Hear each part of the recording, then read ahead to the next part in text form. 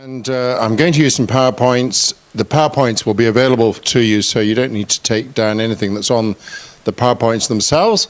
But if there are thoughts that you might have that you might want to record as we go through, that's fine. You can do that. So some of you will know that by background at least, I was born in India. My parents were missionaries. I was brought up in Scotland, and I have spent a significant time now in England, first of all as a pastor, then as a church planter, and then for nearly 30 years now working with agencies that have an interest in Europe as a mission field. And in that context, I spent some time working with Leslie Newbegin. I'm going to speak about him in a few moments. And Leslie was hugely influential for me. Probably the work that he did around gospel and culture began what we now think of as the missional conversation. So the missional conversation has been going in our churches for maybe 30 years. But here's my observation. I think that the missional conversation is actually something that has been picked up by, at best, early adopters. I really don't think that the missional conversation has become embedded in the structures and life of our churches and organizations. And that's a problem.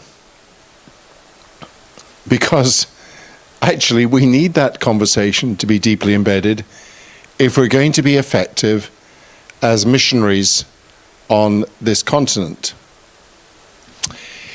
So how did we get to be where we are now? How did we get to be here? I don't mean physically. Some of us had all sorts of interesting journeys to this place physically. But how have we journeyed through the missional conversation to be where we are now? And to set a little bit of context, sometimes we hear about the secularization process. I was speaking to somebody yesterday who said, I'm from Sweden, and it's the most secular place on earth. I think that's probably true. In fact, when I was in Sweden once, somebody took me to the most secular part of Sweden. So I can say that I've stood on the most secular spot in the most secular country, in the most secular continent. That must mean the most secular place on earth.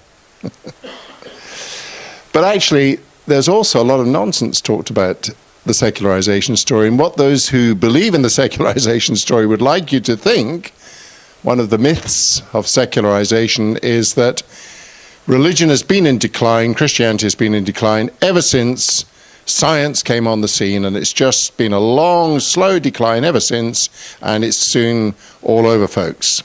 Well, that's actually not factually correct.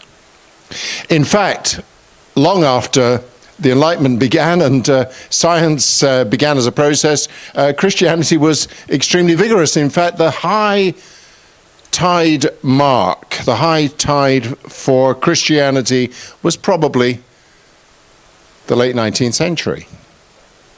In terms of just the sheer numbers of people attending church, the sheer numbers of people belonging to church, those numbers of children who were involved in our Sunday schools and our youth organizations and so many other things, in terms of our influence on society, the reform of prisons, the abolition of slavery, the change in the women's movement, all kinds of things were happening in the reform of society in the 19th century, which would suggest that actually the influence of Christianity had never been greater by the early 20th century. And not only so, but actually that influence had a very long tail. And quite a bit of work has been done recently by historians which would demonstrate that way into the 1950s and probably into the 1960s in many parts, actually Christianity was still remarkably vigorous. And we need to remember that. So you might legitimately ask, if that was the case, how come we are where we are now? And the answer is because something did happen in the 1960s, that baby boomer generation, which we could call a cultural explosion. It impacted some countries more quickly than others. For example, it impacted in my own nation, the United Kingdom. You'll know that the United Kingdom is not always so united. And there are actually 4 nations in the United Kingdom. And actually, it's interesting to just see how they were impacted quite differently at different times. And that's true as we go all through Europe. The influence of whatever it was that happened in the 60s had different effects at different times in different nations. So we need to be aware of that. But in England, it certainly was well underway in the early 1960s, and probably America too. And we're talking about a cultural revolution that's associated with the baby boomer generation, and perhaps you might even use the symbol of Woodstock as the beginning of that revolution. I know they say that if you can remember you were at Woodstock, you probably weren't there. The significance of Woodstock actually is that, as one commentator put it, this was the first time that America had experienced a religious revival without God. It was a cultural phenomenon, very interesting cultural phenomenon. And what has happened in that time is that particular generation has redefined every decade in which they've ever lived. So those in the 60s redefined what it meant to be a teenager. In fact, the term teenager probably wasn't invented until about 1951. There was no such thing as a teenager before that, because before that you were a child and you were at school, and then you left school and you went to work and you were an adult. There was no in-between time. And the coming of that in-between time created a new cultural phenomenon which was extremely important. And that generation has gone on to redefine what it means to be a 20-year-old, a 30-year-old, a 40-year-old, a 50-year-old, a 60-year-old. And even now, Mick Jagger and Paul McCartney are redefining what it means to be a 70-year-old. Whoever thought that 70-year-olds would still be playing rock concerts? It's curious. All sorts of things are associated with that cultural revolution that took place initially in the 1960s, and it produced a religious crisis starting in the 1960s, and as I've indicated, going into other nations at different points in history, but making a huge difference to the Europe we know today. In the 1960s, in England and in America, most of the mainline denominations saw their church attendance and church membership half within a single decade. It happened a bit later in some other nations. I was just talking to somebody from the Yance team yesterday who told me that he came to this area in the early 1960s and they conducted crusades. And when they conducted crusades in this area, they could be sure that whatever town, whatever community, whatever city they went into, that pretty much everybody from every family in that community would be present at the crusade. And that continued in this area probably into the 1980s, but by the 1990s that was no longer true. And when they held crusades in the 1990s, I was told, actually hardly anybody came, and it was clear, abundantly clear, that church and culture were living in entirely separate worlds. So it's taken time for the impact of that cultural revolution to reach all parts of Europe, but reach all parts of Europe it has. So what was the immediate response of the churches to that cultural phenomenon? Well, a whole variety of responses. One response was to say, this is wonderful. We need to embrace the secular. Harvey Cox talked about the secular city, and he talked about the way in which God was in this. And actually, we could almost forget the church because our real task, the real task of mission, was to be found out there in the world, and we can now mature and leave the church behind. Well, interestingly, all of my friends that embraced that ideology in the 1960s are no longer Christians. That was doomed to a bankrupt end, and that is indeed what happened. But there were many other responses too. There was the search for relevance, and you would hear this again and again and again. I used to hear it when I worked for Bible Society. How can we make the Bible relevant? How can we make church relevant? How can we make this program relevant? How can we make that program relevant? Actually, relevance wasn't the issue. The issue was credibility, and that's very different. Many churches thought that they only just needed to find a more relevant program. And if they could find the right program, then all our problems would be solved. We just needed to get with it and just keep searching. And where was the best place to search for new programs? America. They are the land of programs. And in the land of programs, there's bound to be a great program for us. And it didn't matter whether it was church growth or cell church or G7 or G12 or Willow Creek or all kinds of other programs that came from the United States. What did we discover when they came to European soil? They didn't work. And what did Americans conclude from that? There's something wrong with us. Actually, the truth is, the answers for Europe are not going to come from America. That's not to say that Americans have nothing to teach us. They have a great deal to teach us. And actually, there are all sorts of interesting people in America that we want to be in dialogue with. There are all sorts of partnerships and coalitions that we can create. So I'm not despising our partnership in the gospel with Americans at all. But if we think there's a ready packaged program somewhere in Illinois or California, we are sadly mistaken. Just recently, I've heard that Americans are looking at Europe and saying, we've got to learn from Europe. I want to say, probably not, actually. Not because we've got nothing to teach. We have got some things to teach, actually. But it's just that cultures are more self-contained than that. It is just not the case that everything that we're experiencing is going to be experienced by America.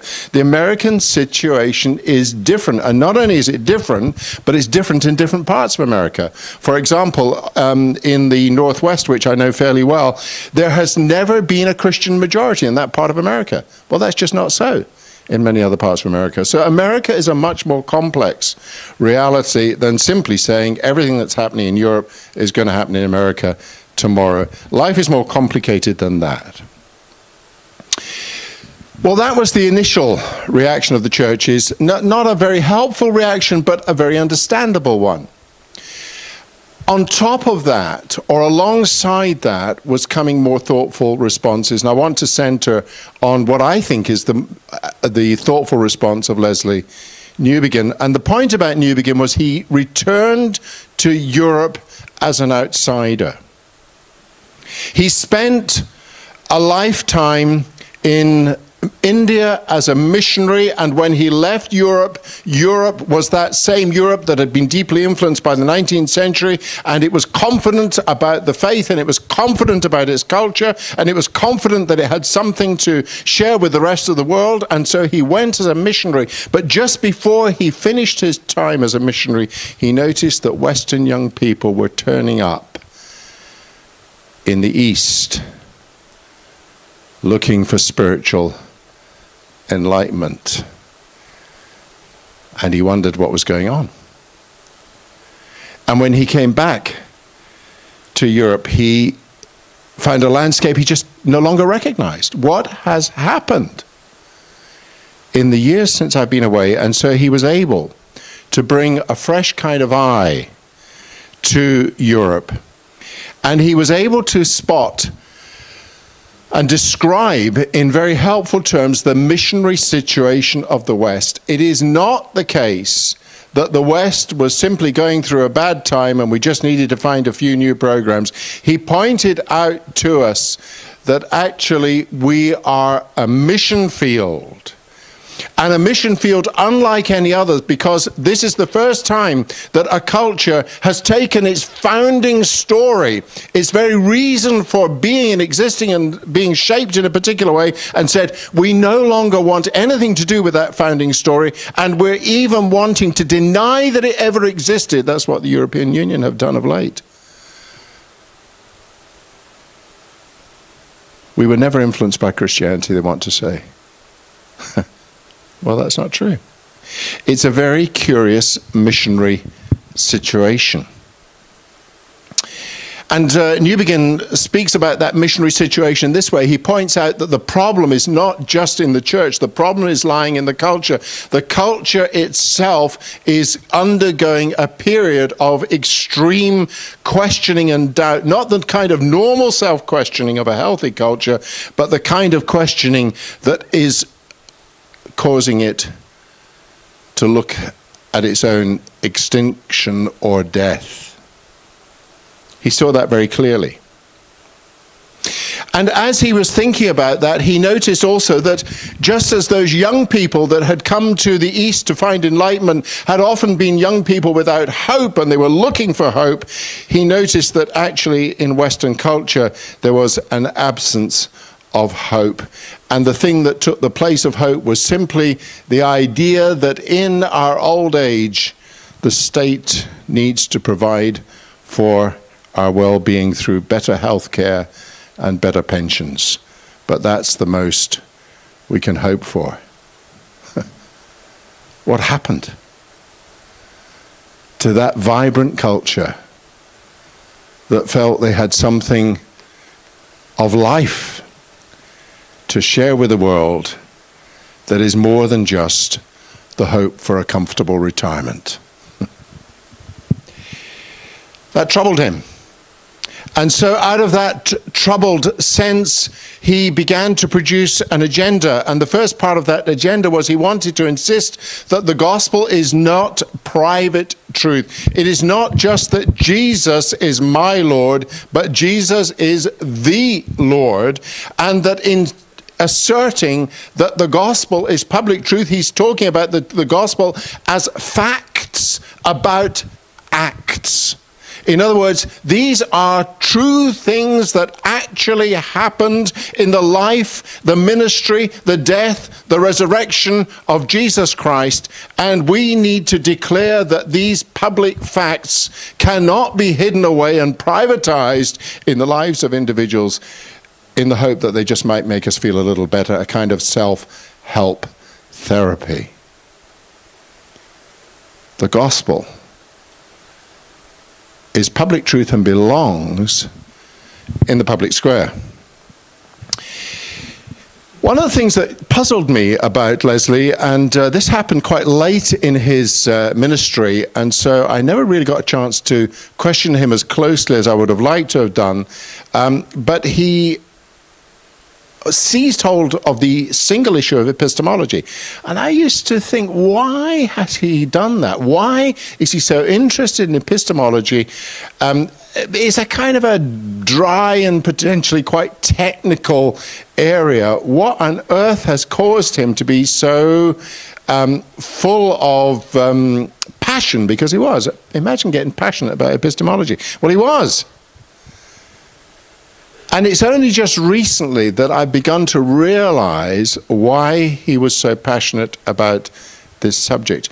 And the reason is this, because he recognized that actually at the very beginning of modernity, one of the founding elements of modernity in the 14th and 15th century was in fact a quest for certainty.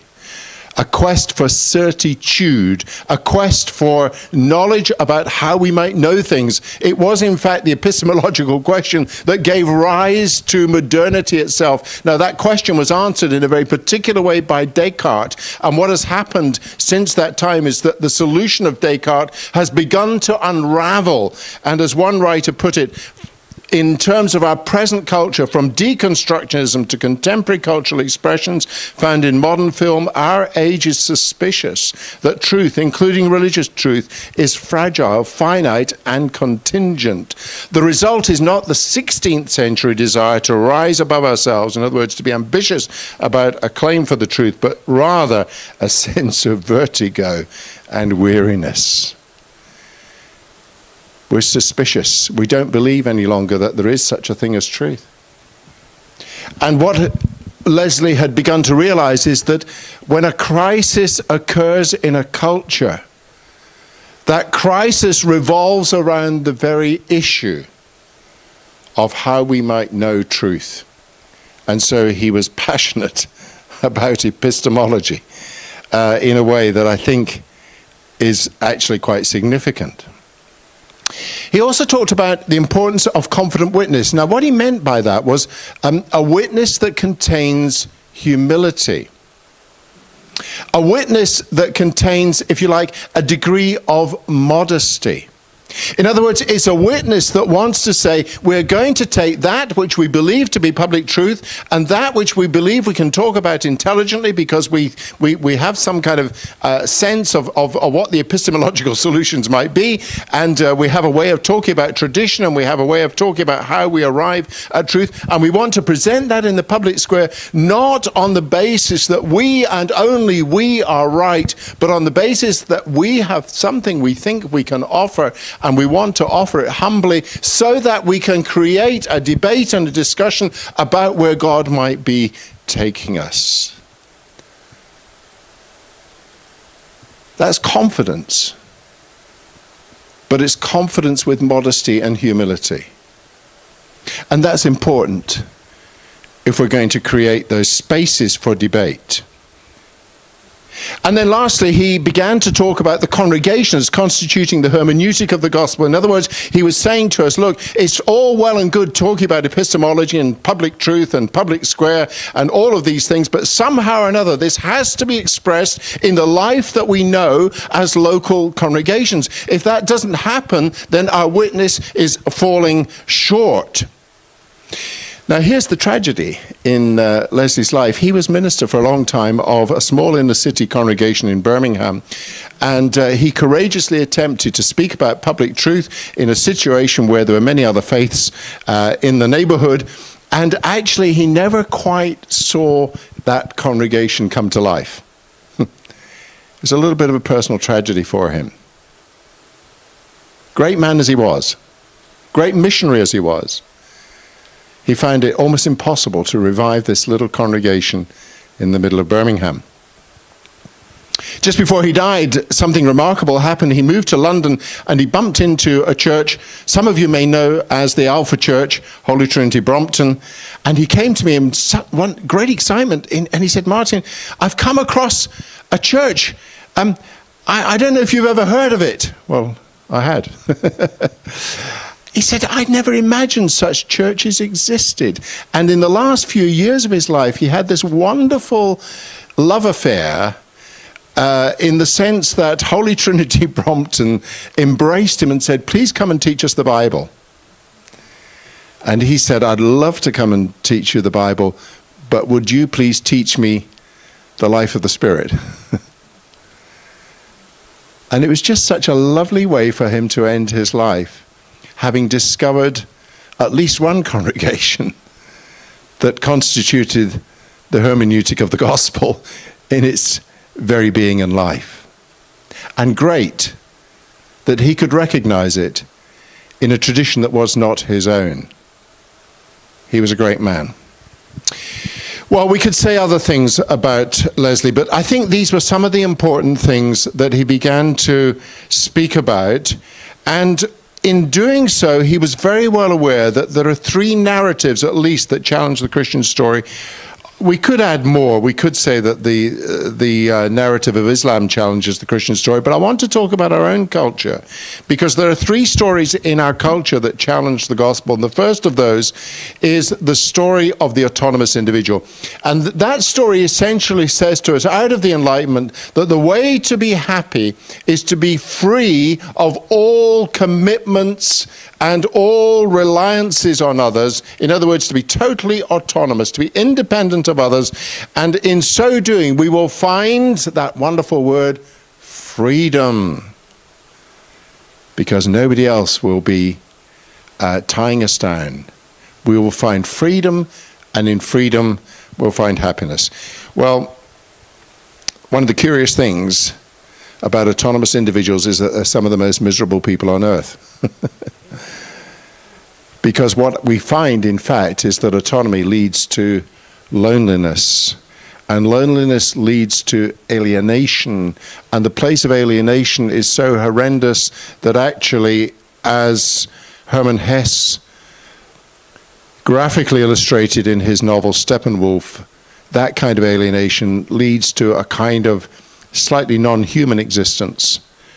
Inhuman existence, we might even say, that leads to radical experiments of the wrong kind, experiments even with death. And when Cardinal Ratzinger used to talk about the culture of death, he really had in mind this study that he had made of Hermann Hesse's book Steppenwolf, alienation leading to a fascination with death itself. The story of the autonomous individual. And there are two other stories that are older than that in Western culture. One is the story of the state. And the story of the state says to us, look, you don't need to worry because the state is going to meet all your needs. And we saw that worked out most particularly in Eastern Europe, but it was also a story that was in Western Europe. The state will take care of all your needs. Central planning has the answer. And we all know how disastrous that could be when a whole nation doesn't have toilet paper because someone in central planning forgot to place the order. And we can laugh at those trivial examples, but actually at a much deeper level, it was a tragedy because it denied the human spirit. But then there's another story that we have reveled in the West, and it's the story of the market.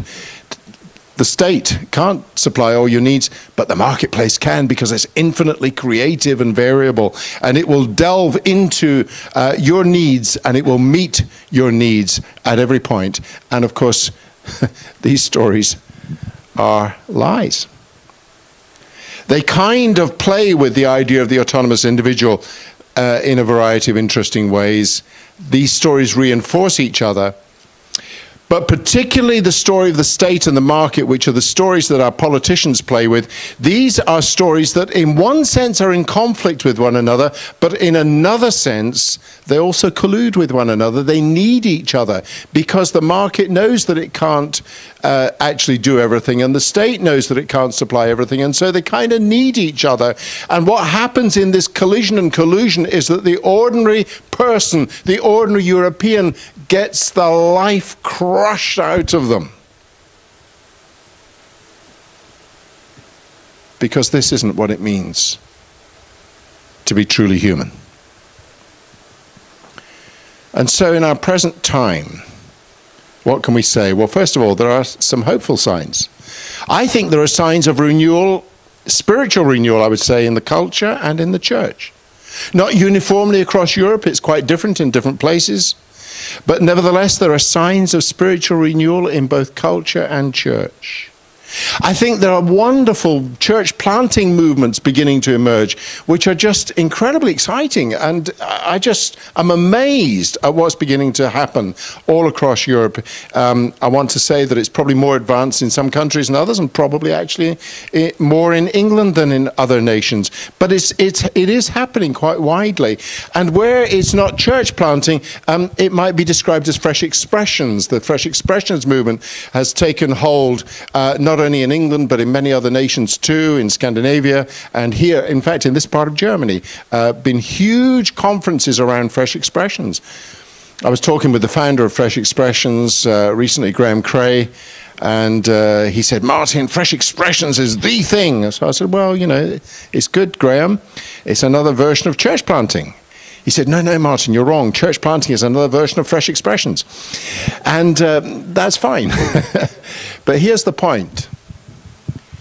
Whether it's a fresh expression or whether it's a church plant, if it's not a church that has figured out how to connect with its community, how to connect with its culture, it will just be more churches and not churches that change or evangelize our continent. And in one way, I would want to say the last thing we want are just more churches. That's just more headaches. Unless they are churches that are deeply connected with the culture. And so a couple of questions about that, and then I'll leave you with those. First of all, how do we equip our leaders to create mediating spaces in our local communities, our cities, and our nations? Now, what do I mean by that? Well, here's an insight I received from a Jewish politician. And he said to me this. He was somebody that worked for years in a movement known as the living wage movement in London. And he said, do you know what? He said, I just soon discovered that in any kind of social campaigning, the trade unions were useless, the political parties were useless, it was only the churches that could turn people out on the ground. And he said, I've come to believe that in terms of these big stories, the story of the state and the story of the market, the only organization, the only social institution that's left in our continent that can create some space, can push these stories back and create some space for ordinary people to figure out what it means to be human, curiously enough, is the church. Now, isn't that a wonderful call from a Jew, admittedly a believing Jew, but a Jewish politician to the church to say, you are the people who can create those mediating spaces in which people can figure out how to be human. But then the challenge comes, how do we train our leaders to create these mediating spaces in our local cities, in our local communities, in our cities, and our nations? More than that, how do we equip our lay people to speak about what the Catholics so wonderfully describe as the common good in public life, in politics, in arts, in media, in education and business? How do we equip people to talk about that in ways that bring a witness to public truth? And lastly, how do we find ways to talk to each other as leaders about the larger issues that face us? It's fairly straightforward. If you want to find out about evangelistic programs, if you want to find out about how to plant better churches, if you want to find out about all these things, that's fairly easy to arrange. But how do we find ways of talking about these bigger issues so that as thinkers and practitioners, we can create an effective missionary force for the mission field of Europe?